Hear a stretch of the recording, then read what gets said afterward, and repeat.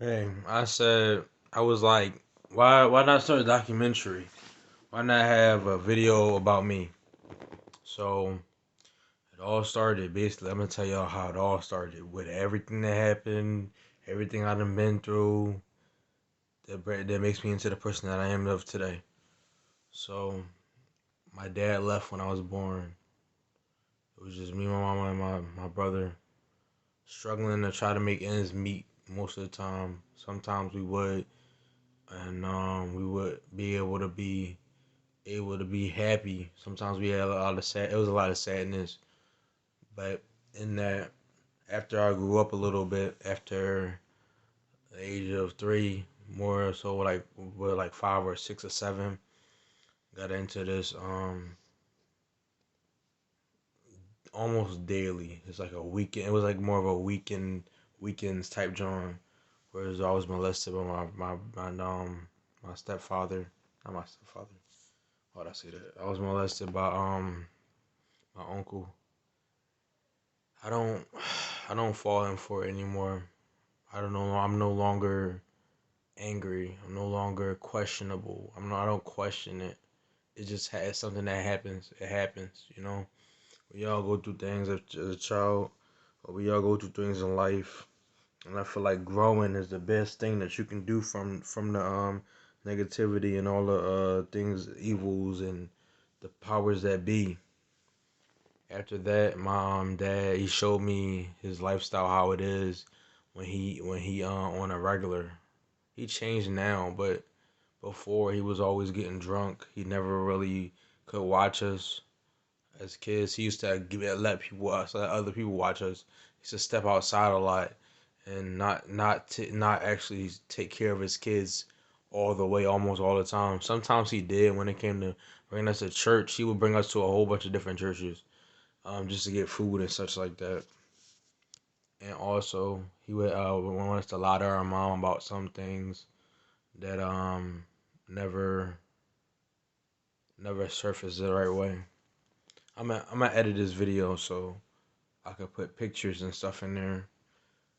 I was the EW Rose was the first school that I went up to. We talking about schools now. EW Rose was the first school. No, not Rose. J Cook Elementary. Yep. J Cook Elementary was the first middle school and what kindergarten, everything from kindergarten all the way to third grade. I went there, and when I was getting transferred from schools, I went to John G. Greenleaf Whittier, and there I set myself on a path really to get to success, and I was pretty good. I was doing pretty good on the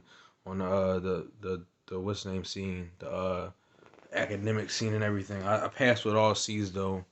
I passed from third to sixth grade, which is the last grade in J Cook, with C's. But I did have this award. I'm gonna show you the award right now, so I won't have to just take a picture of it and just.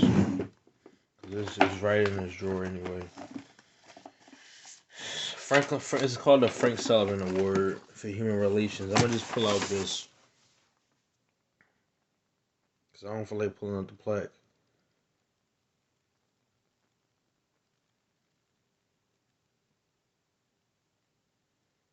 Oh well. Alright.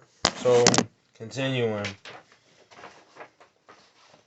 I'll pull out the plaque too. But continuing, I had other things that was going on with. I was getting taken advantage of by a lot of people. People would trade on me for other people, use me to get to certain people and mess up the friendship I had with other people. I had a lot of negativity going on in my life, and I couldn't stomach it. It was tearing me down. This is the Frank Sullivan Award plaque for human relations, for excellence in human relations. Philadelphia Federation of Teachers, by the Philadelphia Federation of Teachers. All right, so basically, and I ain't know what to think. And then around these ages, around this age, I didn't really know what to think. I didn't know how to move. I didn't know how to react. So I just didn't at all. And I'm sorry for all the people that tried to get me into thinking the way that they do. I just think differently. I don't always, for instance, like when people die, I don't see their death as something to be sad about. I know it's a normal human thing when people die and you sad about it, but to me, I feel like everybody's gonna die one day, and no matter how much you know them or how much you don't know them, no one knows the day that they're gonna die. And when I think that's the reason why the people cry. I hope that's the reason. I hope that might be the only reason, because I know for sure how it is to have people in your life and in your family and helping you out. Friends, it don't be friends, anything, helping you out through a lot of problems and struggling along with you and creating a bond with you. But if it ain't all for the memories, because I always remember you, no matter if we only been through one contact. Sometimes I ain't gonna lie to you. If I don't see your face for a very, and I mean very, very long time, and we've never really interacted like that, I probably won't remember you either. You probably remember me, but I won't remember you. So pushing on forward. After that, I was in Simon Grassmaster Charter School,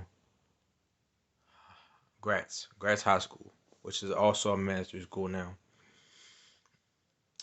It's been that way for a long time. Back in 2000, like 12 or 13, I think that's when that went through with the big change. And now I was trying to do everything that I could to be in the center of attention. But the only thing that followed me was my positive presence for teachers. That's the only thing that followed me in a good way. Everything else made everything worse or made everything bad. I was easily be influenced. I still kind of am to this day, easily to be influenced by certain things and all these things that people. If people see this as a sign of weakness, let them be them. That's their what their thoughts about my life or whatever. So after that, got into a lot of manic and manic episodes and crazy things happening for me around when I was 15 and when I was in prep middle was easy.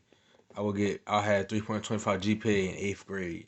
I graduated with a 3.25 GPA. I was doing very good for myself. I was a little clumsy. I was a clumsy boy when that around that part, but that and I was cute to some people. I never noticed it. So then, as soon as high school starts, something comes, something of this. Last summer, before school started, I felt very down, very dark and depressed, and no one would help me. I mean, they would try to help me, but they would give up so easily, and that's what made it hurt me even more. The fact that they didn't try to, put the get soft talk me. Yo, I'm telling you, soft talking will help a lot more people than telling it for the grimy and gritty. Cause trust me, not everybody needs to be talked to that way. Because some people prefer certain ways of talking. It's just the way it is. And at that time, I needed somebody to soft talk me to help me go through my problems, but also be a good listener and approve of certain things that I do positively and remind me of who I am again. So I was depressed, and afterwards, and then when the summertime came through, in the middle of the summer, I just out of nowhere just had a spark, and I went to the basketball courts that one time. Next thing you know, I had a whole episode from. I mean, I can't really tell because it was difficult. It's difficult to kind of tell because it was a lot of different outlets and problems that started because of my mental problems. And I'm gonna just say that after that summer and I started school, that's when I had the psychotic episode. It was in school. That was my first one. And then after that, I really took a look at myself after going through all that. I was like really like looking at myself like, You're dumb. What are you doing? Like, you're messing up your life. That's what I was. That's what came into my mind. But then after all these years pass and everything, I'm everything with all that extra stuff that I need to handle and everything. It's just been going in and out, in and out, and in and out, and in and out, and in and out. But then in 12th grade, I think it was 12th grade. I had this one year where I didn't even go into the hospital for a whole year. I just did what I could best to try to stay out of the way of everybody's problems and worried about my own problems. After that, I went back in multiple times. And it's 2020, 2021. In a matter of 2 years, I've only went in three times, maybe tops. Three times tops. I did try to commit suicide, and it did not work out. I feel like whoever's the higher power or whoever is in control of the world, cause somehow the world had to be made somehow. So whoever is in control of the world must need me for something, or want me to create something for them, or continue live on a life, or just it might not even be it might in reality it might not even be anybody looking over us or anything like that. It might just be like, you human, this is life, big bang, scientific, and you just living life. You don't have no purpose. I can feel that. I can feel the fact that things are heavily introduced to people, and then you get stuck on stupid when it comes to that stuff. But I've always been an open guy when it comes to stuff like that. Um, dang. And recently, I've been trying. I have just gotten out of the hospital. Four weeks tops, 4 weeks ago, and I was in for 2 months, and it's just crazy. Like, I've been through a lot, but I'm still here and I'm still kicking, bro. That's all that matters. That's all that matters to me. I'm still alive. Whoever watching this, whoever was watching it, I've been through a lot of stuff, and this word is if I can describe it, like if I could describe all the moments that I just told you, I could vividly tell you about it. My dreams be crazy too, and like my imaginary state, I be in an imaginary state. If you make me believe enough of something, I'm gonna eventually believe in it, and that's I feel like a lot of people are like that too these days.